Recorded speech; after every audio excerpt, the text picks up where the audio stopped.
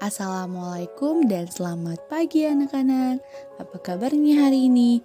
Semoga tetap sehat dan semangat ya. Hari ini kita akan belajar matematika dengan materi mengumpulkan dan membaca data. Sebelum memulai pembelajaran pada hari ini, marilah kita berdoa bersama-sama. Berdoa dimulai. Berdoa selesai. Adapun tujuan pembelajaran kita pada pagi hari ini yaitu dengan menjelaskan dan menganalisis data yang berkaitan dengan peserta didik atau lingkungan sekitar serta pengumpulannya, siswa mampu menganalisis dan mengumpulkan data. Bagaimana anak-anak? Apakah sudah siap belajar? Alhamdulillah semuanya semangat ya. Nah, mari kita belajar bersama-sama. Sebelum kita memulai pembelajaran pada hari ini, Ibu mau bertanya nih, apakah anak-anak di sini ada yang mengetahui apa sih itu data? Sebelumnya, anak-anak semuanya kan sudah belajar cara mengumpulkan data di kelas 4. Coba ingat kembali, ada yang ingat nggak? Ya, benar sekali. Jadi, data adalah keterangan yang diperoleh berdasarkan fakta.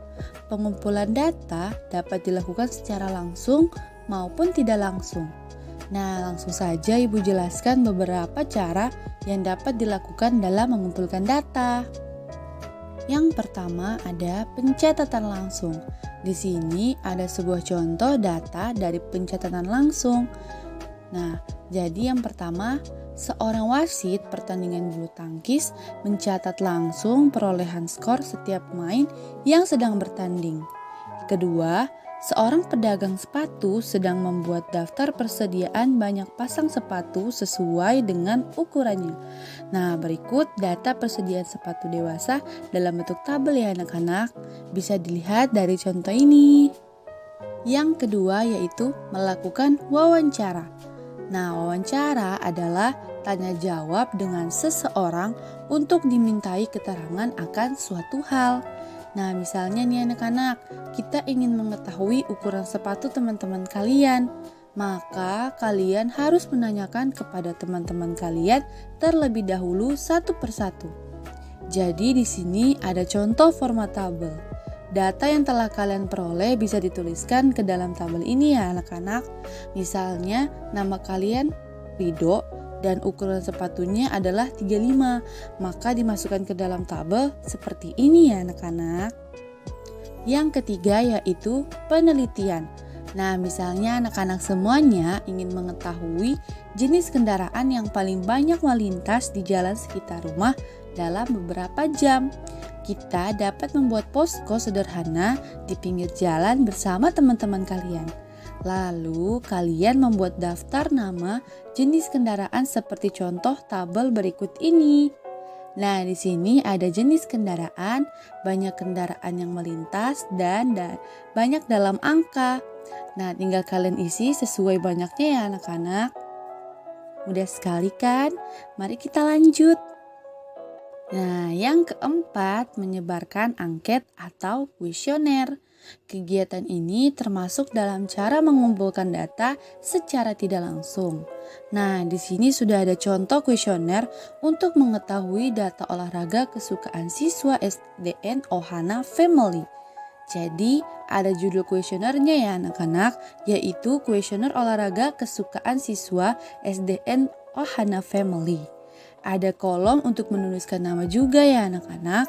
Lalu setiap siswa nantinya tinggal mencentang olahraga mana yang disukai.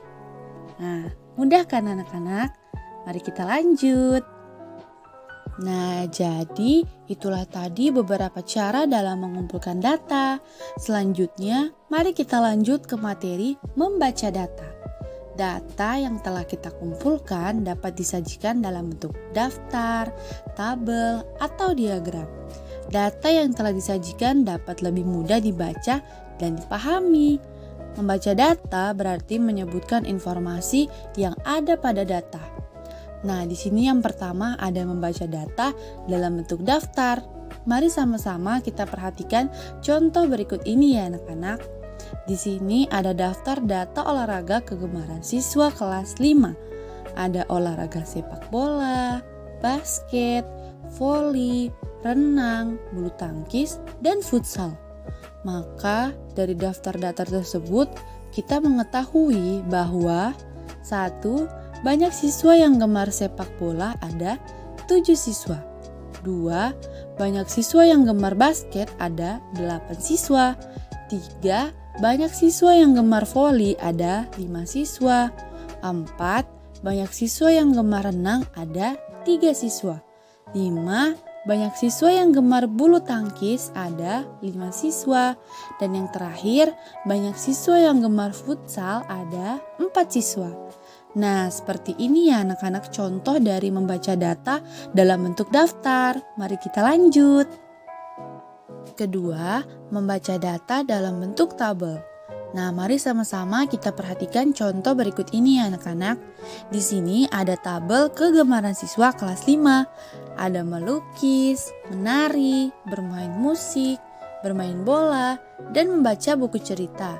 Maka dari tabel berikut ini kita mengetahui bahwa 1. Banyak siswa yang gemar melukis ada 6 siswa. 2. Banyak siswa yang gemar menari ada 5 siswa.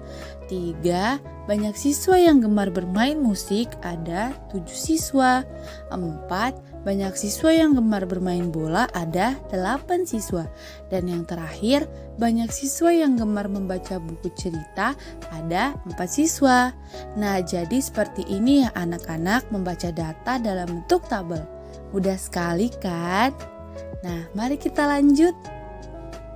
Yang ketiga, membaca data dalam bentuk diagram gambar. Nah, jadi diagram gambar atau yang biasa disebut dengan piktogram adalah diagram yang menggunakan gambar untuk mewakili banyaknya data. Satu gambar dapat mewakili satu atau beberapa data. Nah, sekarang mari kita perhatikan contoh diagram gambar berikut ini. Di sini ada diagram gambar mengenai jumlah buku cerita yang dimiliki siswa. Nah, bisa dilihat ya anak-anak. Ada nama siswa yang terdiri dari Indi, Asma, Nurba, Mela, dan Anggun. Jumlah buku yang dimiliki setiap siswa dilambangkan dengan gambar buku. Seperti yang kita lihat dari contoh diagram gambar berikut ini, Indi memiliki 4 buku.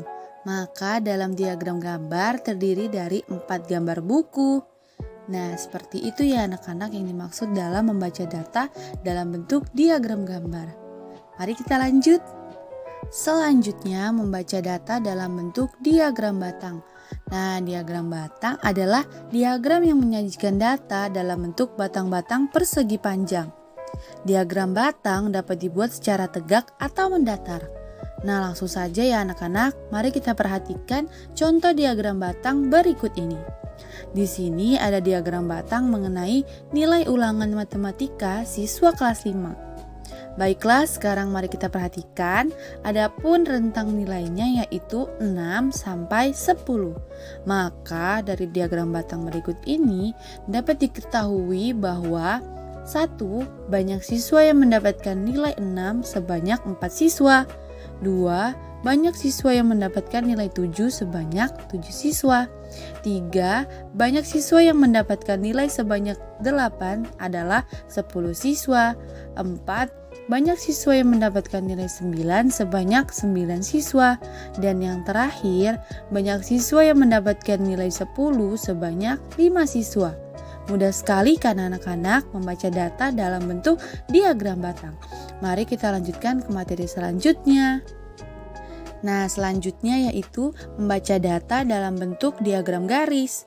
Diagram garis adalah diagram yang menyajikan data dalam bentuk titik-titik yang dihubungkan menjadi garis lurus. Nah, diagram garis biasanya digunakan untuk menyajikan data perkembangan atau pertumbuhan suatu hal dari waktu ke waktu setelah pengamatan.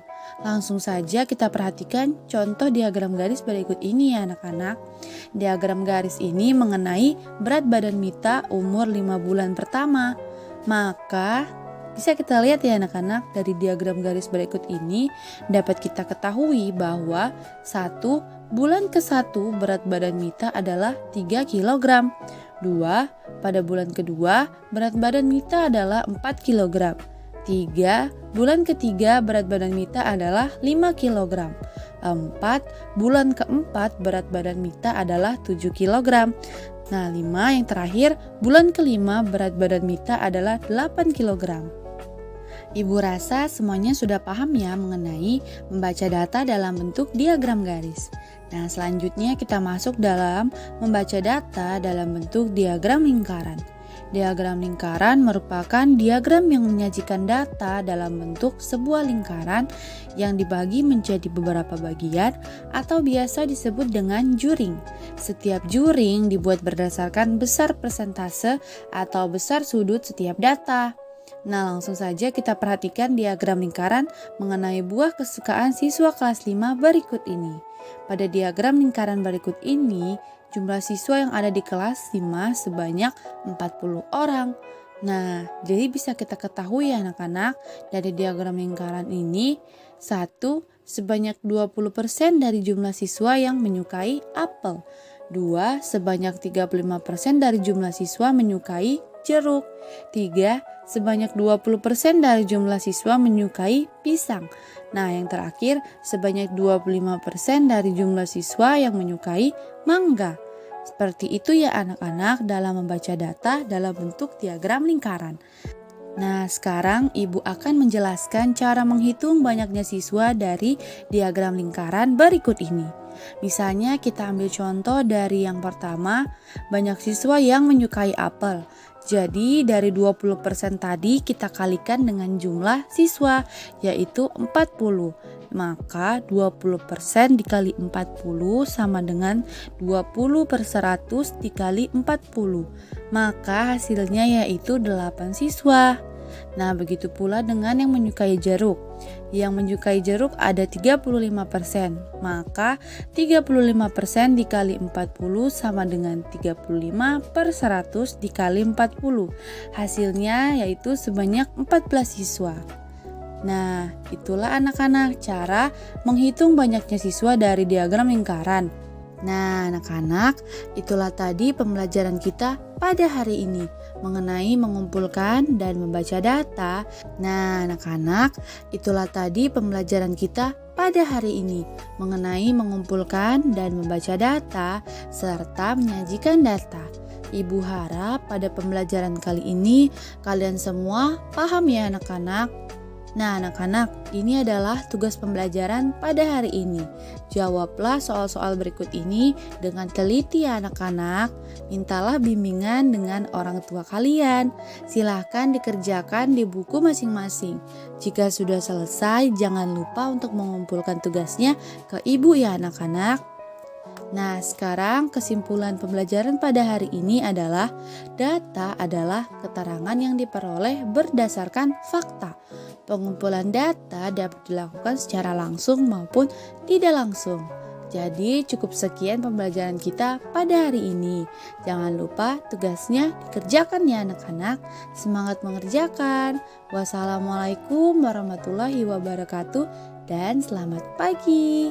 Dadah.